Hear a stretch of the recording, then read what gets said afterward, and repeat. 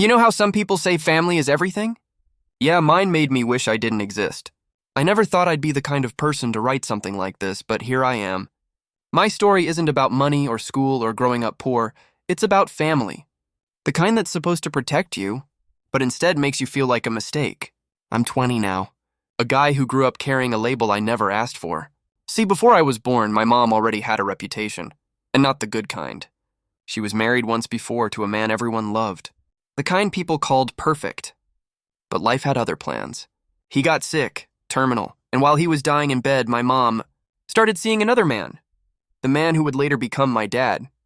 I didn't know any of this growing up, of course. But my mom's older kids, like my half-siblings, they did.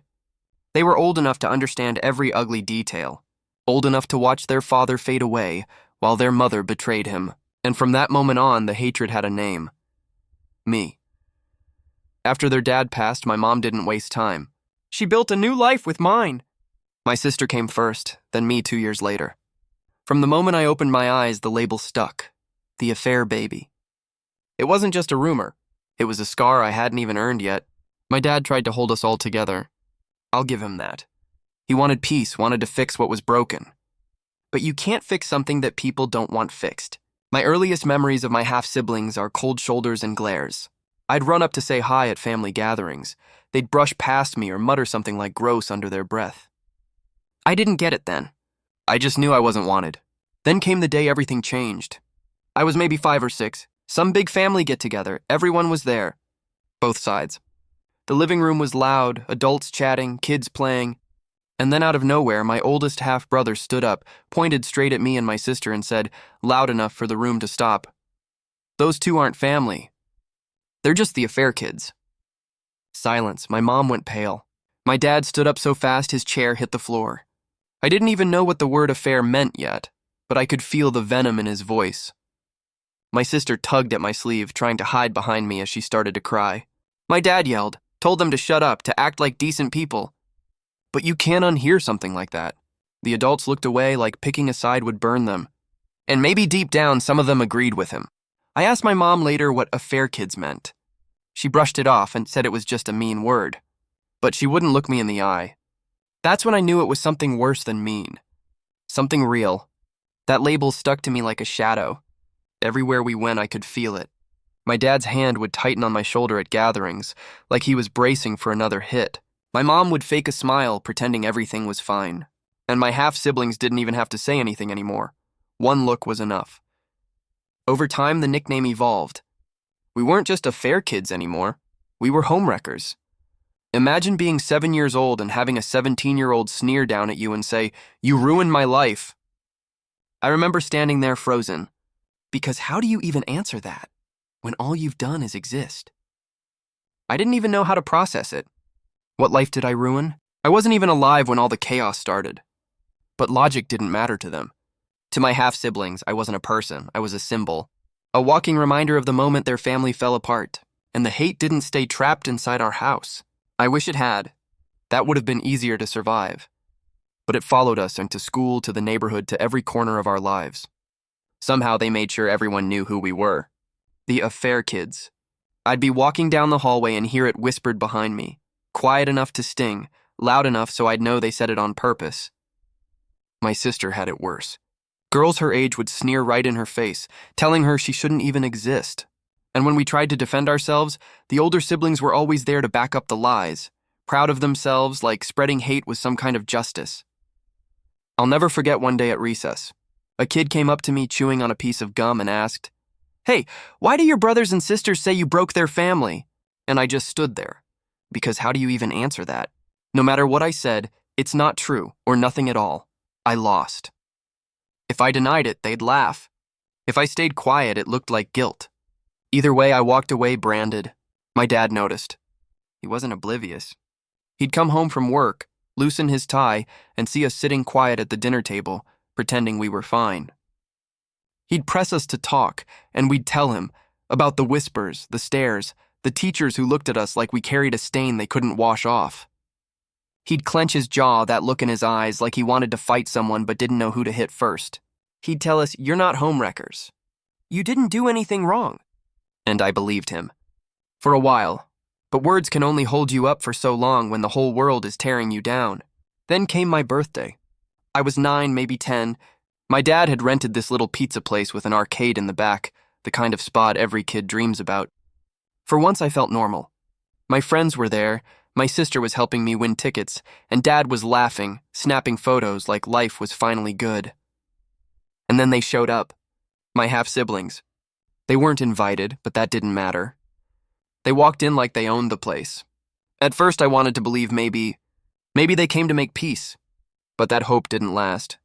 They'd already spent years poisoning our reputation, and it didn't take long before the whispers started, this time from the adults.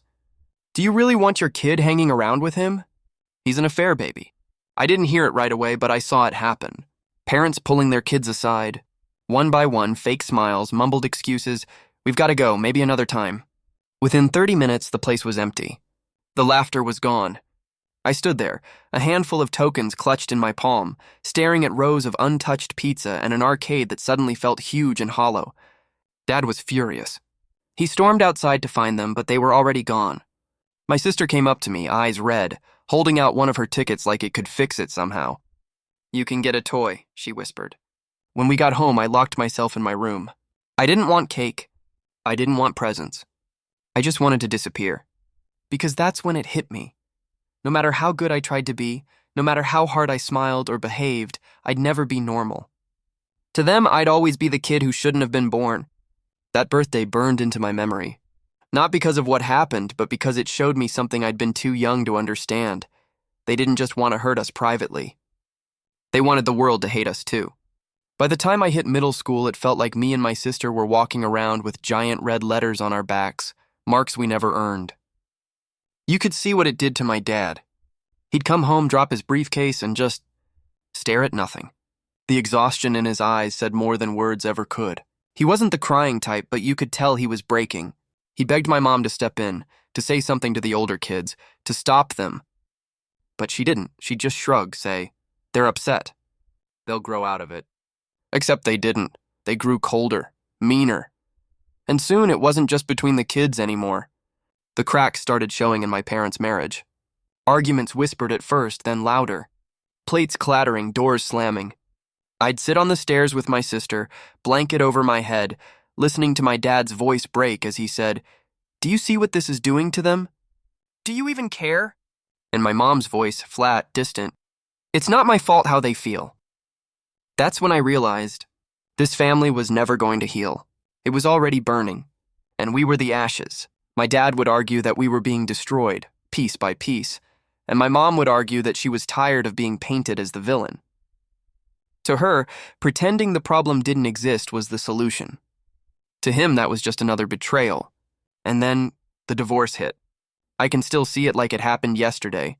The papers spread out on the coffee table, my dad pacing the living room, my mom sitting stiff in her chair, eyes locked anywhere but on him. He told us he was sorry. Not sorry for leaving her, but sorry that we had to live through all this when we were just kids. He hugged me so tight it hurt. Whispered, "None of this is your fault." And I believed him. But the truth is, when fault didn't matter. The damage was already done. My half-siblings had made sure of that.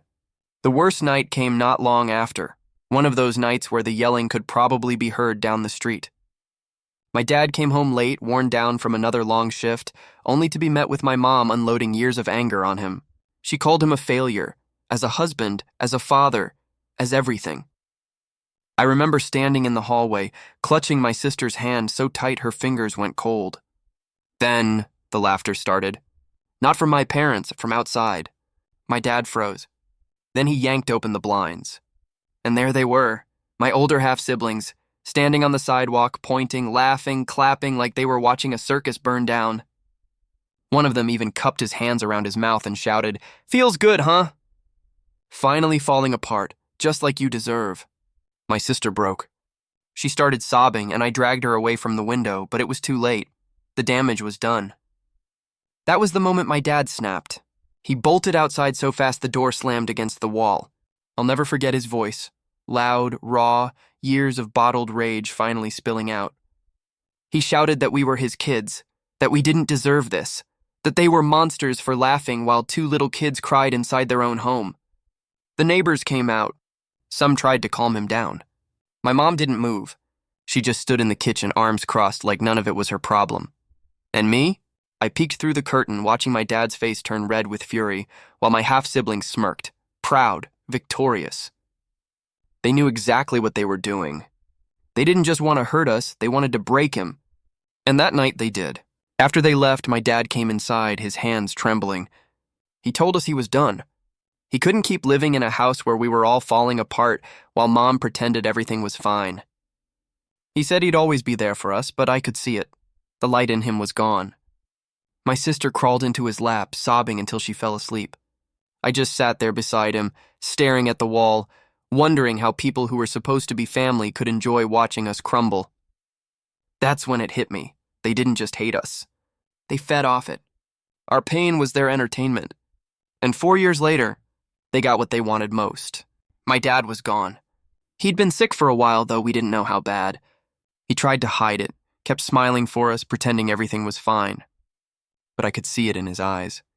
He was tired, not just from illness, but from life, from years of being torn apart by the same people who once called him family. One morning, he just didn't wake up. I remember my aunt shaking me awake at his house. Her face was pale. She told me and my sister to come downstairs. The whole place smelled like coffee and grief. People were crying in the kitchen. My dad's chair, empty. That's when it hit me. He was gone. The funeral was brutal.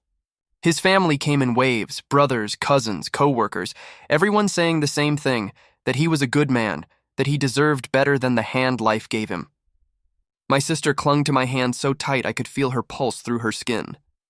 She cried until her voice broke. I didn't cry. I couldn't. I just felt hollow, like a part of me had been buried with him. My mom sat stiff in the front pew, staring at the casket like it was an inconvenience. Not a tear. Not even a crack in her face. Just cold. Maybe she was numb. Or maybe she'd just stopped caring long ago. Either way, in that moment, it felt like we'd lost both our parents. One to death, the other to indifference. That's when the half-siblings came back. Out of nowhere. Years of silence, years of cruelty, and suddenly they were calling. One message after another. We're sorry. We want to reconnect. We know how hard this must be. We're family. And maybe I should have seen it coming. Maybe I should have known better. But after losing Dad, we were desperate for something, anything, that felt like family again. When people who've hurt you for years suddenly say they want peace, part of you wants to believe them. So we said yes. They invited us to dinner at one of their houses.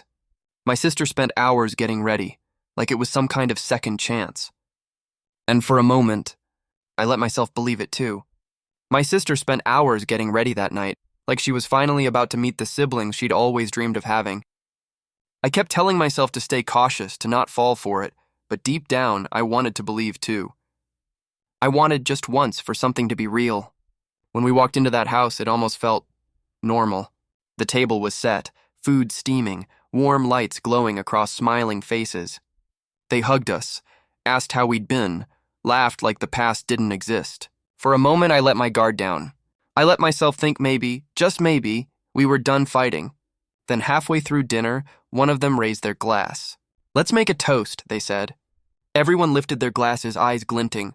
I thought it would be about family, about new beginnings.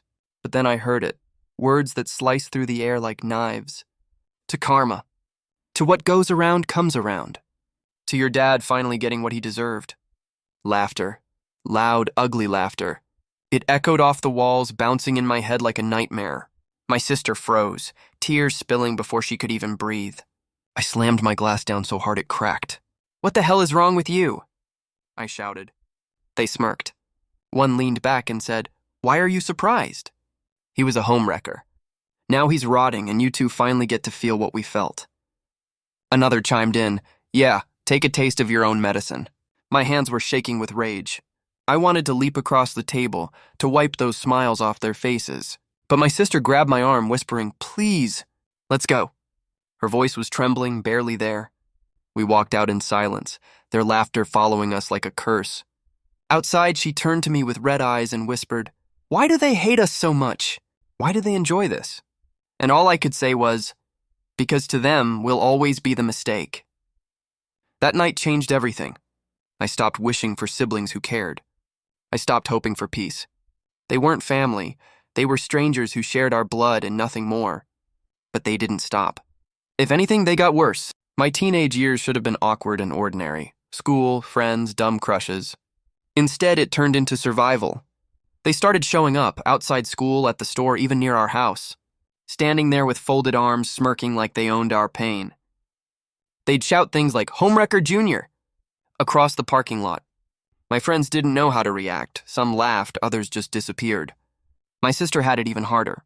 She'd catch them following her home, watching from the sidewalk, grinning like it was all a game. She told Mom once, but Mom just sighed. "They're your siblings," she said. "They're not dangerous." But they were.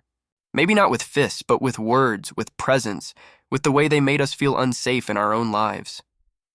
The mall incident broke her. We'd gone there to just be normal. She wanted a new outfit, something small, something happy. But the moment one of them saw us, he walked straight up and sneered, "Look! It's the mistake parade!" Everyone stared. My sister froze, her tray trembling in her hands. He leaned in close, whispered, "You should have never been born." And that was it. She dropped everything and ran. I tried to fight back, yelling until security pulled us apart, but it didn't matter. The damage was done. That night, sitting on my bed replaying it all, I realized something. No one was coming to save us. Not Mom, not the school. Not even Dad anymore. It was just me. So I started keeping records. Notes, pictures, messages. Every time they crossed a line, I wrote it down.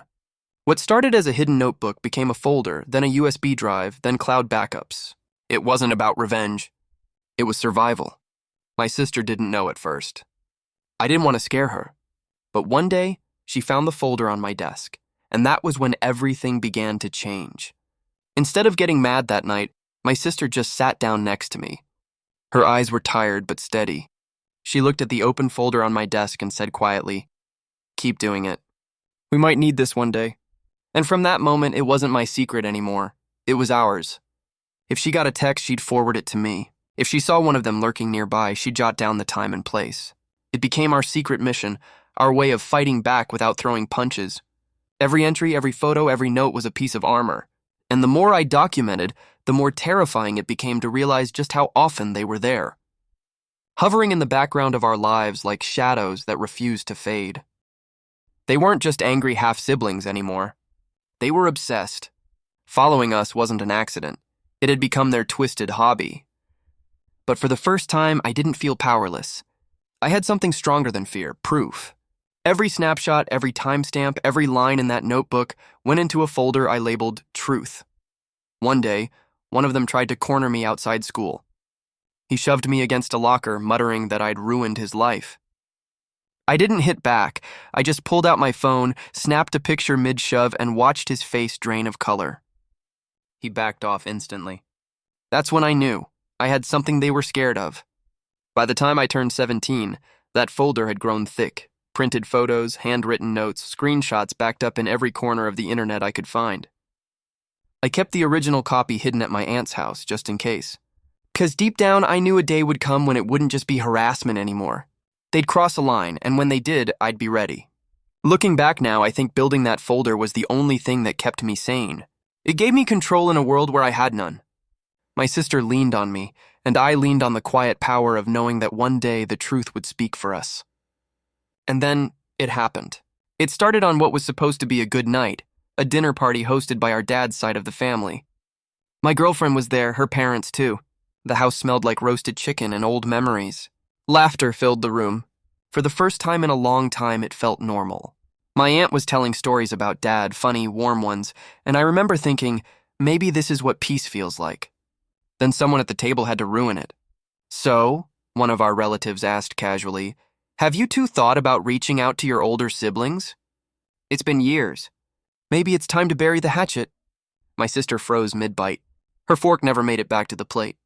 I saw her eyes glaze over, saw the storm building before she even spoke. She didn't say a word, just stood up, pushed her chair back, and walked out. The sound of the door clicking shut hit me like a punch. I turned back to the table, seething. "Do you even know what you just did?" I asked. The room went silent. Someone muttered, "They're still family. Time heals." I laughed bitterly. Time doesn't erase trauma. They told us to our faces they wished we were dead. They mocked my dad's death. They stalked us for years. You think that just goes away? My girlfriend's mom spoke up, her voice sharp. You shouldn't push them. Clearly, this isn't something you can just sweep under the rug. But the relative doubled down, saying, you don't have to dump all that heavy stuff on people who are trying to help. I just shook my head. So what?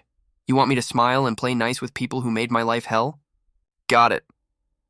The rest of the night was painfully quiet. I couldn't even taste the dessert. When we left, my sister rode in silence, staring out the window, her reflection hollow in the glass. A few days later, trying to shake off that dinner, I suggested we visit Dad's grave. It had been a while, and I thought maybe standing there, talking to him, might remind us we weren't as alone as we felt. But when we got there, she stopped dead in her tracks. Spray paint, red, angry, uneven letters across his headstone, R.I.P. Homewrecker. My stomach dropped. My sister let out a sound I'll never forget, half scream, half sob. I fell to my knees, running my hands over the stone like maybe I could erase it, like maybe it wasn't real. But it was. It was their handwriting. Their cruelty. They'd finally crossed the line. We're reporting this, I said quietly. We drove straight to the police station. I pulled out the folder, dropped it on the counter, and started talking. Every year, every message, every threat. The officer flipped through it, his eyebrows climbing with every page. This is a lot, he said. We'll open an investigation. Vandalism, harassment, stalking. We'll look into everything. For the first time in years, I felt like someone was listening, but it didn't feel like victory. Not yet. Because that night as we drove home, something inside me burned. I wasn't done. I drove straight to one of my half-siblings' houses. My sister begged me not to. She was crying, scared I'd make things worse. But I couldn't sit still anymore. I needed them to know this time they'd gone too far.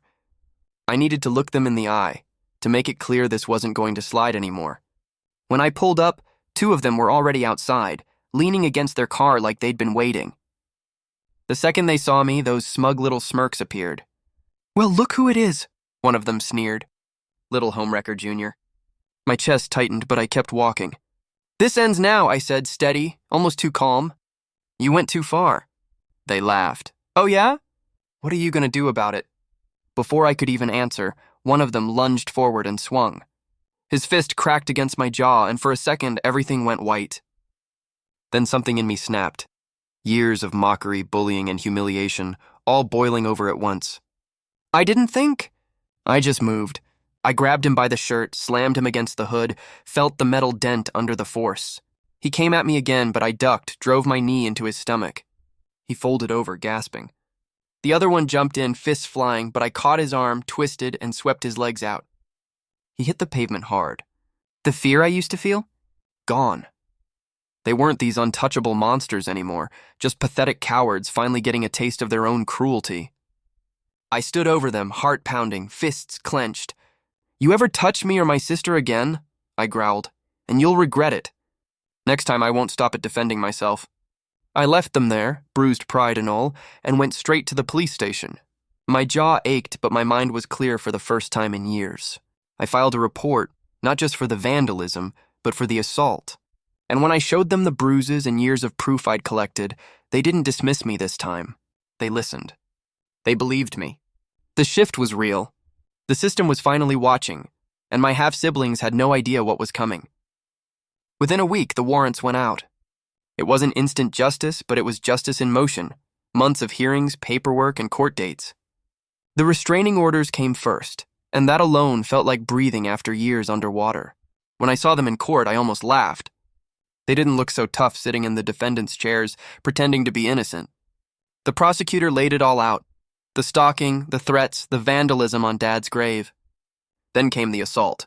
Every text, every photo, every message. It was all there. The room went silent when their group chat was read aloud, their cruel jokes about making us suffer. People gasped. Their friends, even their spouses, stared in disbelief. That was justice right there. Their masks ripped off in public. The judge didn't buy a single excuse. Guilty, harassment, vandalism, assault. They got fines, community service, counseling, probation, and permanent restraining orders.